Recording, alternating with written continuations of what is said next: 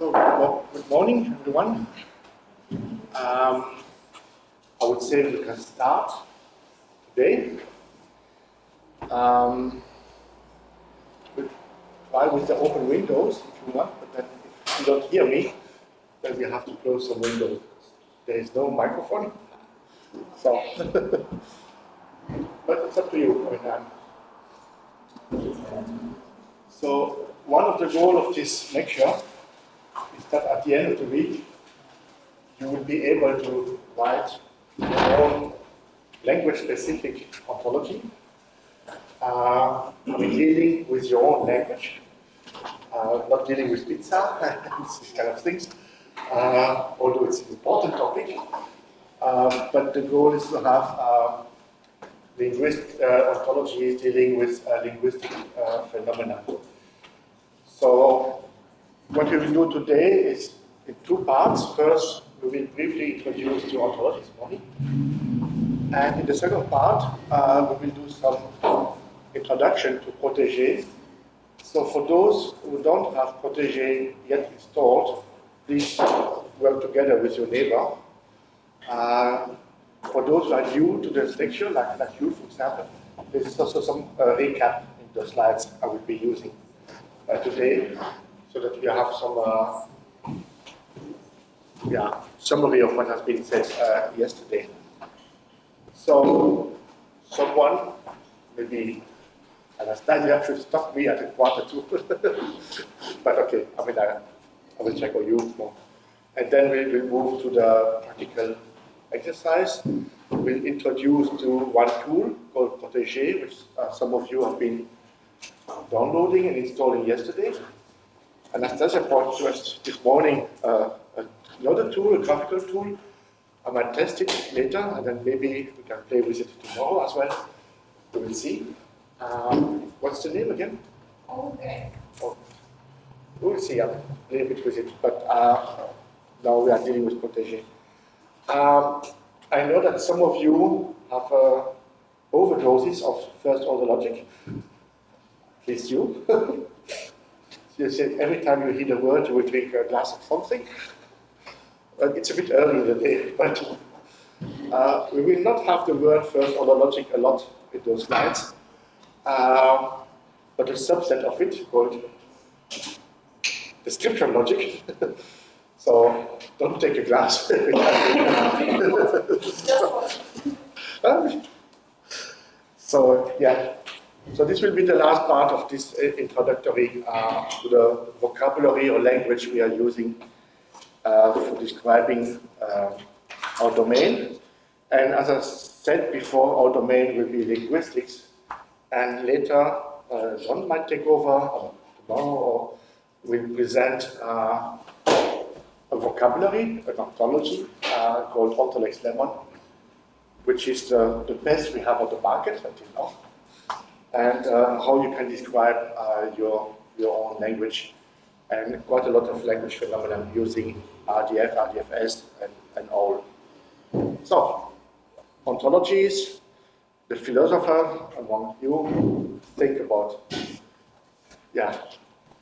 but it has a bit to do with philosophical ontology, but it's more to be understood in terms of database, let's say intelligent database or whatever, where you can describe your domain, and you have a lot of statements, and then you can also do some reasoning, which I guess we will not do in this introductory lecture.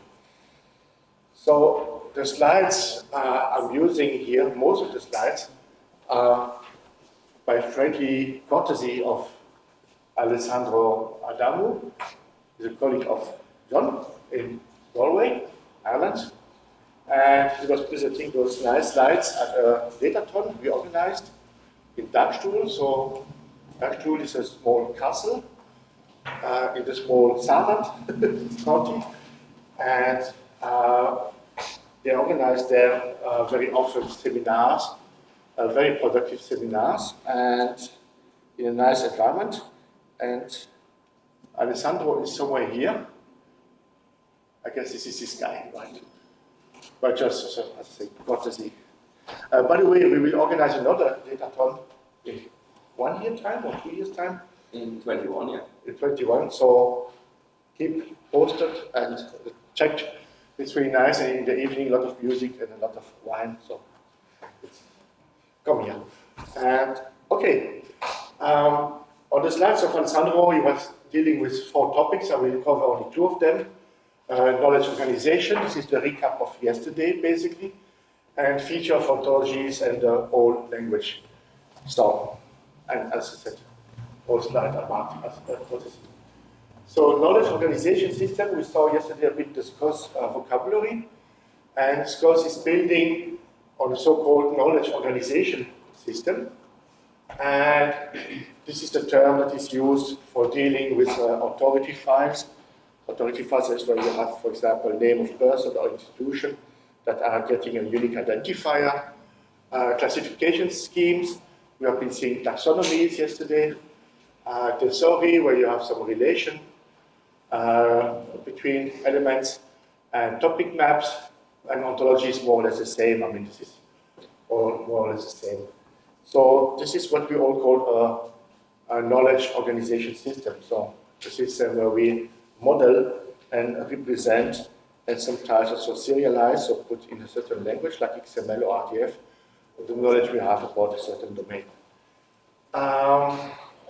Lexical semantics, for example, would be that in case we are dealing with literature or theater, you could have some terms like tragedy, comedy, and you are able to to define some relation between those like antonymy or synonymy and those hypernym and hypernym relation, which you have in this WordNet. Some of you may know WordNet. This is basically what you could find in a WordNet, where they talk about the words and not about the terms we have here. Now we want to say something about the term, exactly, and then what do we put there? And this is all the story we have in our class, how to encode this information that a word has those relations to each other. So different type of article structures. Yesterday we saw the basic taxonomies, which you can have in taxonomical sense. So you would say that a settlement is a place and a city is a settlement. So this is subclass hierarchy, which is basically a tree. Yeah.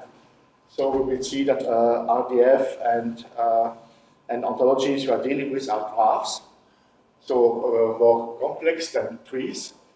You could have this merological relation, that the city is a part of a region and a region is a part of a country.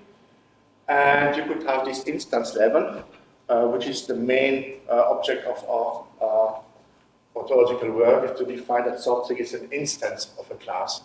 So in this case, country would be a class, and Italy would be an instance of this class. In Protégé, we will see later that they call this instance, but also individual, and there's a lot of terminology going around, but we'll understand each other. So, and a thesaurus would be that you can have this kind of relation, that you specify, for example, that in certain countries, like I guess the US, USA, that you have counties, where in other countries, like, I don't know, in Latvia, but at least in France, you have a province, or in Italy, and then you can say they have a kind of narrow match. So they are similar, but not the same. And a region is something broader than a province, depending also on the country where you are living. So Alessandro says some lax semantics. Well, yeah, this is, I think, the right word. That you establish some relations, some semantic relations that are not so precise and not black and white, but somehow in between. And so what is an ontology? As I said before, you can consider this as being a database of classes and instance of class and a relation between those instances. But there is a definition that many people are using. An ontology is an explicit specification of a shared conceptualization. So we have a domain, we think about it, we have our concepts, and we want to have an explicit specification.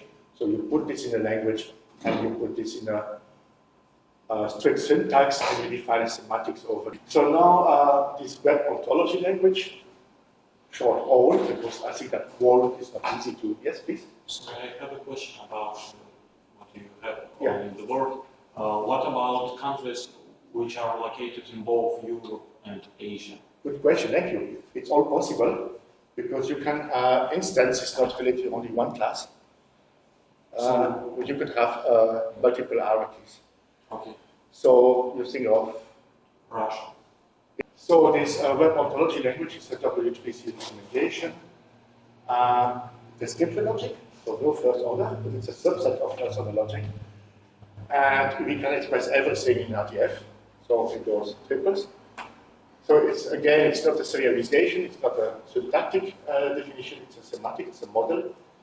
And we will see some examples soon. So yesterday we were seeing a graphics showing the difference between RDFS and RDF, and now this is between RDFS and OL.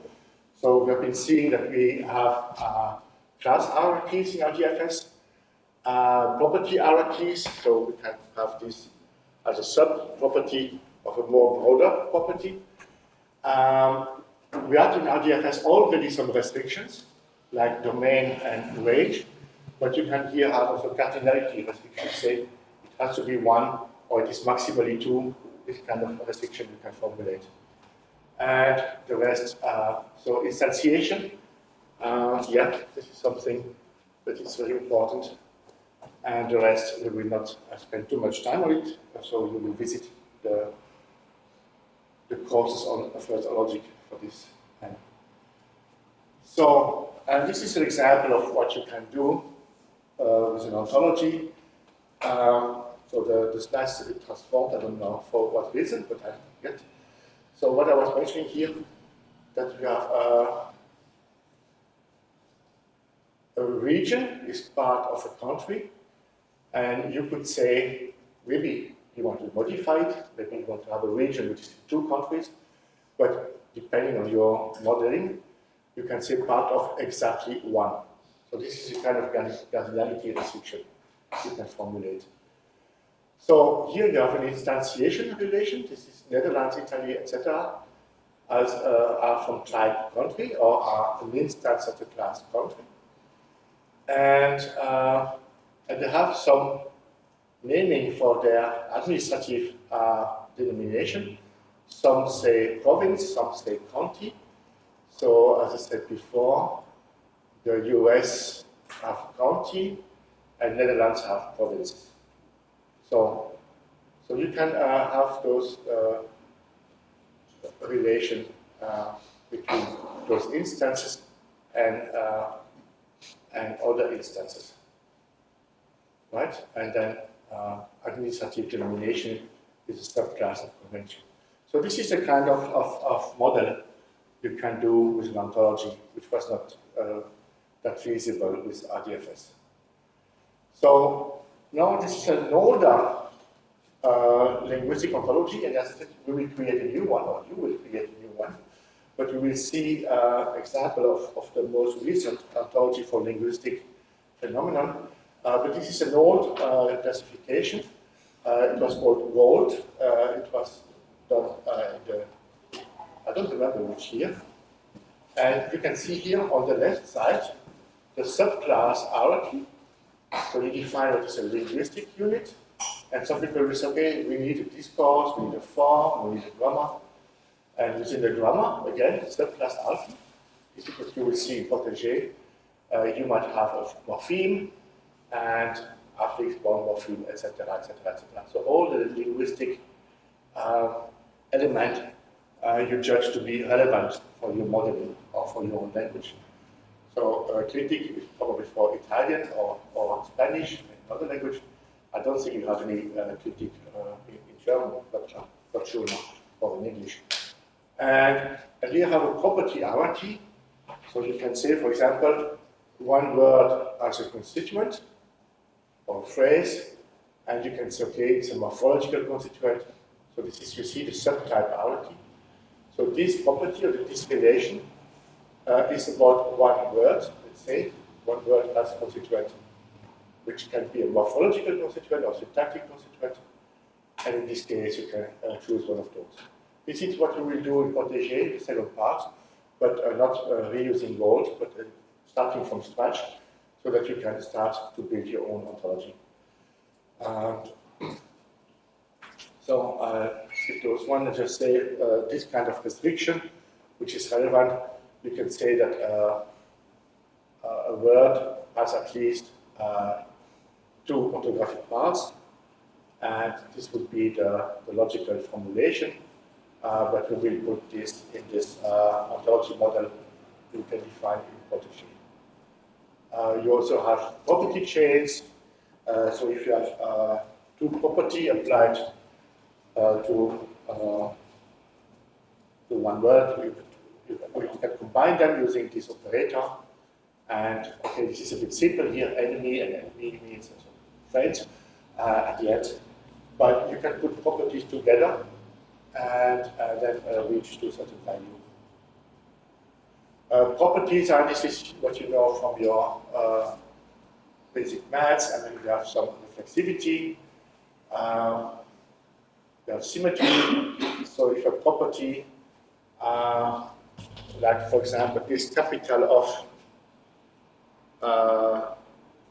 so Riga is capital of Latvia, this is not a symmetry property, right? So you want to have that an inverse property that would be called, for example, has capital, right? And so we will express all those ontological elements using RDF. And so yeah, you can map all axioms to RDF triples. An axiom in all is really this kind of thing. I said Riga is a city. This is an assertion, right? So many people call those class descriptions the terminology of an ontology, and these kind of things specifying a relation over an element as being an axiom. So that big. So if you go back to this one, so many people will talk about this like a T-box. So if you see the word T-box, this is this box, and the A box will be all the instances we have. And this is basically just an assertion. Riga is a city. This is an assertion. And we call this axiom then. Right, again, what we saw, that we are dealing with models of the reality of a domain. And here our domain will be linguistics. And so RDF is the model, so something used to create a model. But you have different serialization. So this is the way this is represented. And this can be interchange. So this is not an interchange format, but we saw some examples yesterday of those URLs that are put together with brackets, and so this would be a syntax. So we will probably use most of the time the turtle syntax. This is the one I prefer, but okay, you can see. So this is an example of the turtle syntax, and we'll see this in detail when we start. Yes, that's there. For the practical exercise of Protégé. So what you have here is that you have a prefix. We'll come back to what is a prefix later. You have the name of your object, let's say, or of your element, and you specify the relation. This is an RTFS with a subclass hierarchy, and you can define some restriction, as I said before. And yeah, this is the tool we said before. And this is the XSD, a non-integer, a non-negative integer. So those are the literal elements we specified before, right? So, but we will see more examples when we create. So in the past, before let's say the LMF model, which was an ISO standard and more importantly for us, Ontology Lemon, as I said, we will go soon into the detail of Ontology Lemon. There were already some linguistic ontologies, the gold one, which was created in 2003, and there are some other where Alessandro was involved, so they are named here, and you will find the slides, and I guess soon we will have the slides on the ESSLLI page, and some of them are still active. So, for example, gold is no longer active. And there are many tools for supporting the creation of ontologies. The one we will be using today is Prêt-à-LLOD. The one I'm normally using is the top rate, the free version, because the full version is quite expensive. And there is the pool party also from the Semantic Web Company. And then we just heard today from this web all bit, but there are many tools nowadays which you can encode your ontology, but also where you can visualize your ontology.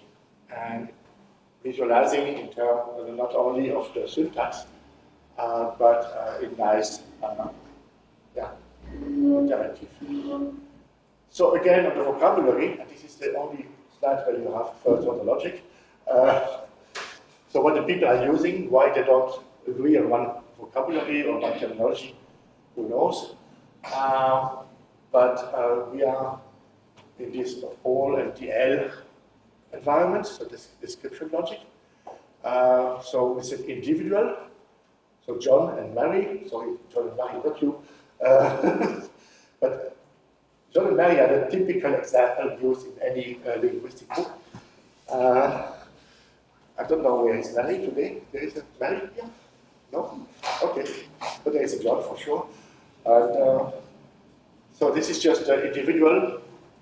Then you have what people call class here. Other people would call concept.